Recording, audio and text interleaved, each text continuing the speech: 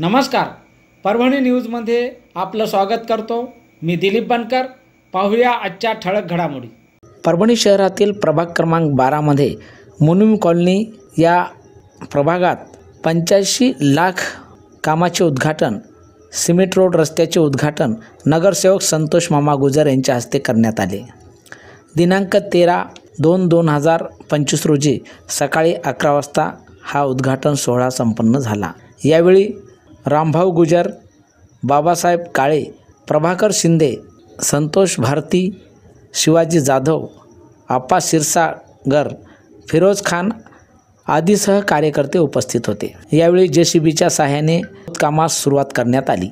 मुनिम colony या भागामध्ये गेल्या अनेक वर्षापासून या ठिकाणी रोड रस्ते नसल्यामुळे नागरिकांची मोठ्या प्रमाणात परेशानी होत होती, परंतु संतोष मामा गुजर यांच्या प्रयत्नातून या 85 लाख सिमेंट रस्त्याच्या कामाचे उद्घाटनाला सुरुवात झाली। मुनिम कॉलनीच्या भागामध्ये जवळपास 4 ते 5 रस्त्या यावेळेस होणार असल्याचे यावेळी माध्यमाशी बोलताना सांगण्यात आले।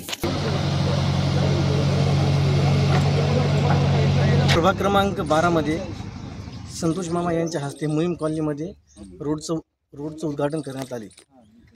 या रोडचं ते 85 लाख बजेट आहे आणि इथून समजा टोटल 5 गल्ल्या आहेत आणि त्या 5 गल्ल्याचं काम इथे ते मुनिम कॉलनीमध्ये करण्यात येत आहे।